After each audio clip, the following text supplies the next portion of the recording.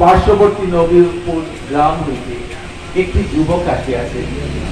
শ্রী শ্রী বাবামণি তাহাকে বলিলেন, যতক্ষণ বেঁচে থাকবে নিমেষের জন্য ভগবান চিন্তা পরিহার করবে না। প্রত্যেক নিঃশ্বাসে, প্রত্যেক প্রশ্বাসে, প্রত্যেকটি হস্তপদ সঞ্চালনে, হৃদয়ের প্রত্যেকটি স্পন্দনে, শরীরের প্রত্যেকটি আন্দোলনে অবিরাম ভগবানের মধুময় নাম স্মরণ করো। তার নামের সেবাই জীবনের সবচেয়ে বড় কাজ।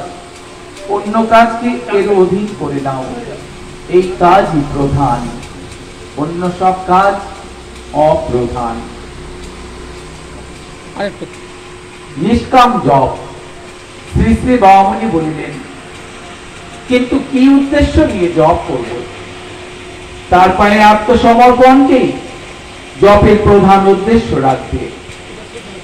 নাম জপে যে বিমল সুখের আস্বাদন হয়, এমনকি তার কামনাটিও রাখবে না।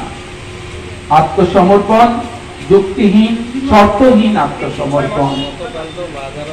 অবশ্য বিপদ উদ্ধারের জন্য যার নাম জপে তারও নাস্তিকের চেয়ে ভালো।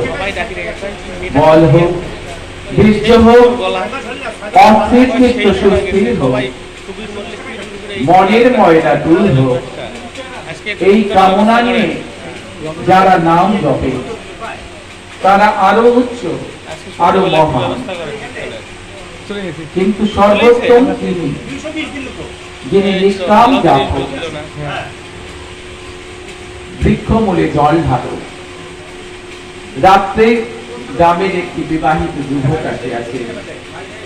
বিবাহের পূর্ব হইতেই সর্বদা শ্রী শ্রী বাবামণির নিকট নানা বিষয়ে উপদেশ গ্রহণ করিয়া থাকেন। কিন্তু বিবাহের কিছুদিন পর হইতে তিনি লক্ষ্য করিতেছেন যে তাহার স্ত্রী অত্যন্ত অবাধ্য, একগুঁয়ে এবং গোপন স্বভাব। অকপটে তিনি সকল অবস্থা প্রকাশ করিয়া শ্রী শ্রী বাবামণির চরণে উপদেশ প্রার্থনা করিলেন। শ্রী শ্রী বাবামণি বলিলেন, বউটিকে উপাসনা করতে শেখা, নাম জপ করতে উৎসাহ দে, ক্রোধ শান্তি করবার জন্য উপদেশ না দিয়ে ভগবত প্রেমিকা হবার জন্য উপদেশ দে। গাছের গোড়ায় যদি জল ঢালা যায়, আপনা আপনি শাখা পত্র সব সঞ্জীবিত হয়। ভগবানের পায়ে যদি মন ঢালা যায়, আপনি সব নিকৃষ্ট বৃত্তি দূর হয়ে অদোষদর্শী, মঙ্গলনিষ্ঠ, শান্ত সুন্দর স্বভাবটির বিকাশ হয়।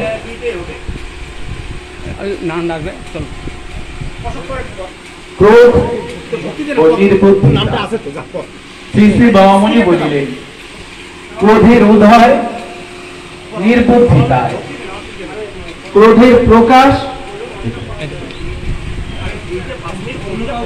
প্রকাশ বাধায়, আর ক্রোধের শান্তি আত্মগ্লানিতে। ক্রোধ যদি কারো দূর করতে হয়, তবে তার নির্বুদ্ধিতা আগে দূর করতে হবে। নির্বুদ্ধিতাও গেল তো ক্রোধের জন্ম সম্ভাবনাও গেল। কিন্তু নির্বুদ্ধিতা কাকে বলে? ভগবানকে ভুলে থাকার নামই নির্বুদ্ধিতা।